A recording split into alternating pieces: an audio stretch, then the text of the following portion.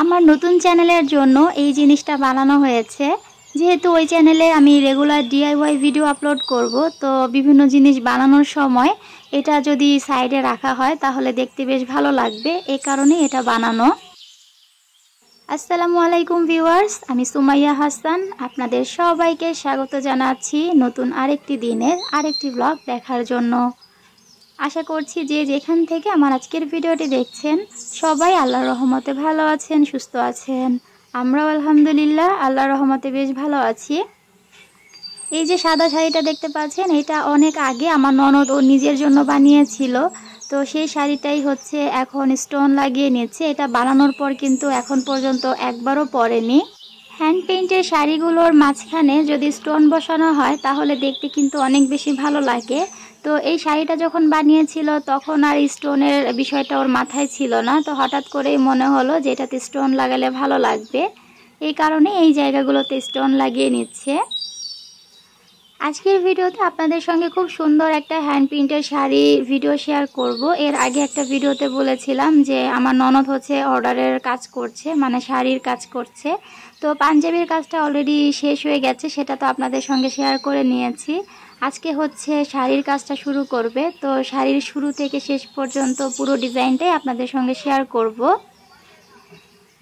অনেক দিন হয়েছে ঘরের ঝুল পরিষ্কার করা হচ্ছিল না, তো দেখতে খুব বাজে লাগছিল, এই কারণে আজকে নাস্তার পর আমি ঝুলগুলো পরিষ্কার করে নিচ্ছি।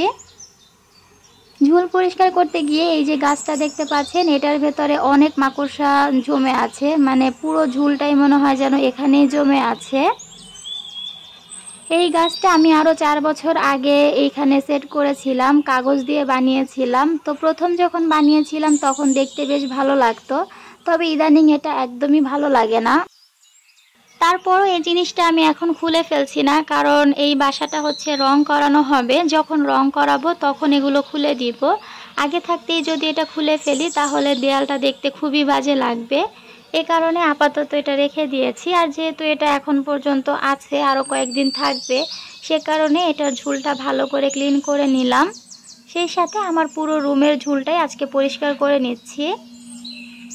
ঝুল পরিষ্কার করার পর ফার্নিচার ক্লিনিংয়ের কাজটাও আমি সেরে নিয়েছি। আর এই যে বিছানাপত্র সব কিছু সুন্দর মতো গুছিয়ে নিয়েছি। আজকে মূলত এই শাড়িটাই আমার ননদ কাজ করবে।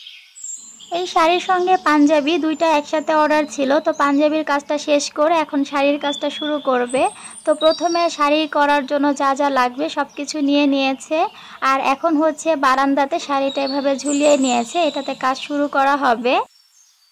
তো শাড়ির কালারটা দেখতে পাচ্ছেন, এটা কিন্তু খুবই লাইট একটা কালার, মানে হালকা পার্পল যে কালারটা সেটা।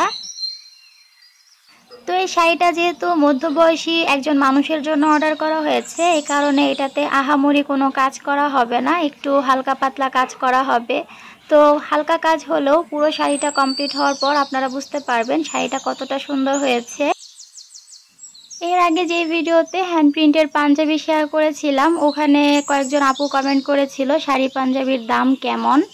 আসলে ভিডিওর মাধ্যমে শাড়ি পাঞ্জাবির দামটা আমি ওইভাবে শেয়ার করছি না। তো যাদের আসলে প্রাইস জানতে ইচ্ছা হবে বা প্রোডাক্ট নিতে চাইবেন তারা আমার পেজে নক করবেন। পেজে নক করলে আপনাদেরকে প্রাইস সম্পর্কে বলে দেওয়া হবে।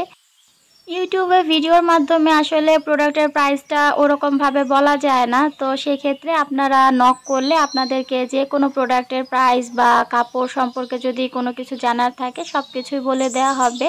তো পেজের লিঙ্কটা আমি ডেসক্রিপশন বক্সে দিয়ে দিব, আপনারা চাইলে ওখান থেকে আমাকে ইজিলি মেসেজ করতে পারবেন। তো যাই হোক, এখানে দেখতে পাচ্ছেন প্রথমে হচ্ছে সাদা ফুলগুলো করে নেওয়া হচ্ছে, এগুলোর ওপরে কিন্তু আরেকটা কালার বসানো হবে। সাদা শাড়ি বা পাঞ্জাবির ওপর কাজ করতে কিন্তু খুব একটা কষ্ট হয় না, কারণ যেই অরিজিনাল ফুলের কালারটা ওইটা একবার দিলেই হয়ে যায়। তবে অন্য কালারের শাড়ির ওপরে যদি সাদা বেসটা না দেওয়া হয় তাহলে কালারটা সুন্দরভাবে ফুটে ওঠে না। তো কালারটাকে একটু চকচকে ভাব আনার জন্য বা সুন্দর করে ফুটিয়ে তোলার জন্য প্রথমে সাদা বেসটা আমার ননদ দিয়ে নিয়েছে। এভাবে করলে যদিও একটু সময় সাপেক্ষ হয়ে যায়, মানে কাজটা করতে অনেক বেশি সময় লাগে, তবে কাজের ফিনিশিংটা কিন্তু খুব ভালো আসে।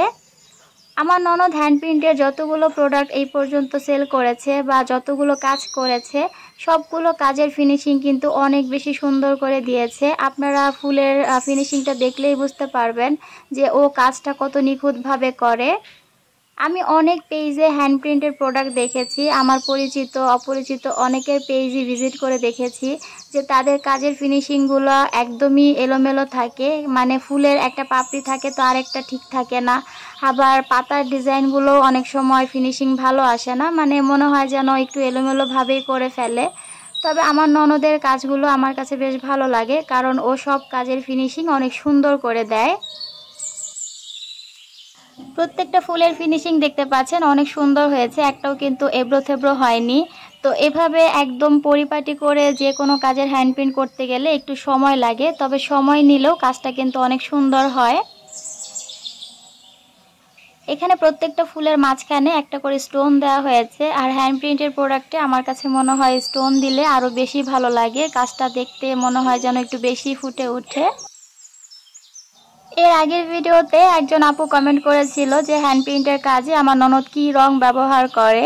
তো হ্যান্ড প্রিন্টের যে কোনো প্রোডাক্টের ক্ষেত্রে ও কিন্তু অ্যাক্রিলিকের রেডি যে কালারটা সেটাই ব্যবহার করে, অনেক সময় অ্যাক্রিলিক কালার দিয়েও করা হয়।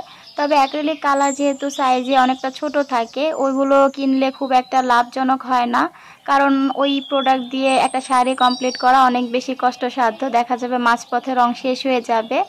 এই কারণে শাড়ি পাঞ্জাবি কাজ করার জন্য অ্যাক্রিলিক কালারটাই আমার কাছে বেস্ট মনে হয়। তো আমার ননদও হ্যান্ড প্রিন্টের সব কাজের জন্য অ্যাক্রিলিকের রেডি যে কালারটা সেটাই ব্যবহার করে, তাই এক্সট্রা করে আর কোনো কিছু ইউজ করতে হয় না। এখানে দেখতে পাচ্ছেন শাড়ির আঁচলটা সেই সাথে বুকের কাজটা কিন্তু কমপ্লিট হয়ে গেছে, এখন শুধুমাত্র পাড়ের যে অংশটা সেটা করলেই হয়ে যাবে। তো এখানে ফুলের মাঝখানে স্টোন বসানোর জন্য যে আঠাটা ব্যবহার করা হয়েছে সেটাও একটু দেখিয়ে দিয়েছি, অনেকে আবার এটা নিয়েও প্রশ্ন করবেন। তো এই আঠাটা দিয়েই পুরো শাড়ির ফুলের ভেতর স্টোন বসানো হয়েছে। যেহেতু শাড়িটা ভাইয়া তার মায়ের জন্য নিচ্ছে, এই কারণে খুবই সিম্পল কাজ হয়েছে। তো দেখতেই পাচ্ছেন ফুলও কিন্তু খুব কম দেওয়া হয়েছে, আর পাড়ের অংশটা একদম হিজিবিজি না রেখে হালকা করে ফুল দেওয়া হয়েছে। মোটামুটি কাজটা শেষের দিকে, এখন হচ্ছে শাড়ির ফুলগুলোর ভেতর স্টোনটা বসিয়ে দিলে শাড়িটা কমপ্লিট হয়ে যাবে। আর পুরো শাড়িটা কমপ্লিট হওয়ার পর ফাইনাল লুকটা আপনাদের সঙ্গে একটু পরেই দেখিয়ে দিচ্ছি। যারা ভিডিওটি দেখতে শুরু করেছেন কিন্তু একটা লাইক দিতে ভুলে গেছেন, তাদেরকে রিকোয়েস্ট করব প্লিজ ভিডিওতে একটা লাইক দিয়ে দিবেন। আজকে যদি প্রথম আপনি আমার ভিডিওটি দেখে থাকেন আর ভিডিওটি দেখার পর কোথাও কোনো অংশ ভালো লেগে যায়, তাহলে অনুরোধ করব চ্যানেলটিকে সাবস্ক্রাইব করে আমার সঙ্গেই থেকে যাবেন। যারা অলরেডি আমার চ্যানেলটি সাবস্ক্রাইব করে প্রতিনিয়ত সাপোর্ট করে যাচ্ছেন তাদের সবাইকে জানাচ্ছি অসংখ্য ধন্যবাদ। পুরো শাড়িটা কিন্তু রেডি হয়ে গেছে, এখন শাড়ির আঁচলে টার্সেল লাগানোর পালা। তো আমার ননদ বেশ কিছু টার্সেল বানিয়ে নিয়েছে, এখন এগুলোকে শাড়ির আঁচলে লাগিয়ে দিচ্ছে। যে কোনো শাড়িতে টার্সেল লাগালে কিন্তু অনেক বেশি ভালো লাগে, তবে সব সেলাররা কিন্তু টার্সেল লাগিয়ে দেয় না, আঁচল বেশিরভাগ সময় খালিই থাকে। তবে আমার ননদ এই পর্যন্ত যতগুলো শাড়িতে কাজ করেছে প্রত্যেকটা শাড়িতেই টার্সেল দিয়েছে, আর টার্সেল দেওয়ার কারণে শাড়ির সৌন্দর্যটা কিন্তু অনেকাংশে বেড়ে যায়।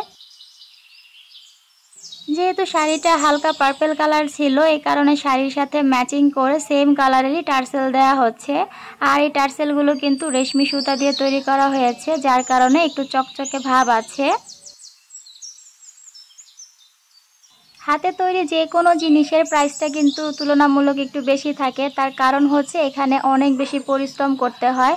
একটা শাড়ি তৈরি করতে কিন্তু অনেকটা কষ্ট করতে হয়, সেই সাথে এই যে টার্সেল বানানো, এগুলো লাগানো, সব কিছু মিলিয়ে মোটামুটি ভালো একটা পরিশ্রম হয় একটা শাড়ি বা পাঞ্জাবি তৈরি করতে। আমরা তো দেখে মনে করি খুব সহজে হ্যান্ড প্রিন্টের কাজগুলো হয়ে যায়, তবে যারা করে তারাই বোঝে যে একটা কাজ করতে কতটা সময় কতটা ধৈর্যের দরকার হয়। তো এখন আপনাদের সঙ্গে পুরো শাড়ির ফাইনাল লুকটা দেখিয়ে দিচ্ছি। এখানে আমার ননদ হচ্ছে শাড়িটা একটু পেঁচিয়ে নিয়ে আপনাদেরকে দেখাচ্ছে, আসলে ভিডিও করার সুবিধার্থে এভাবে একটু পেঁচিয়ে নিয়েছে। আঁচলের অংশটা দেখতেই পাচ্ছেন অনেক বেশি কাজ আছে, সেই সাথে বুকের অংশটাতেও কাজ করা হয়েছে, আর পুরো শাড়িটা জুড়েই কিন্তু এরকম ছোট ছোট একটা করে ফুল দেওয়া হয়েছে। আর পাড়ের অংশটাও দেখতে পাচ্ছেন খুবই সিম্পল রাখা হয়েছে, তবে অনেক বেশি ভালো লাগছিল। এই ধরনের শাড়িগুলো কিন্তু একটু বয়স্ক বা মধ্যবয়সী মানুষের জন্য অনেক বেশি ভালো হয়। তবে এটা যে শুধুমাত্র বয়স্ক মানুষরাই পরতে পারবে এমনটা কিন্তু না, ইয়াং জেনারেশনের মেয়েরাও কিন্তু এটা পরতে পারে। দেখতে কিন্তু ভালোই লাগছিল। আপনাদের কাছে শাড়ির ডিজাইনটা কেমন লেগেছে অবশ্যই কমেন্ট করে জানাতে ভুলবেন না। আর এই ধরনের শাড়ি পাঞ্জাবি নিতে চাইলে অবশ্যই পেজে নক করবেন। তো শাড়িটা আয়রন করার আগেই আমরা একটু ফটোশ্যুট আর ভিডিও করে নিয়েছিলাম। তারপরে যে দেখতে পাচ্ছেন পুরো শাড়িটা সুন্দর করে আয়রন করে নিয়ে আসা হয়েছে। আর এটাকে এখন প্যাকিং করতে হবে। তো প্যাকেজিংয়ের কাজটা আমি করে দিচ্ছি।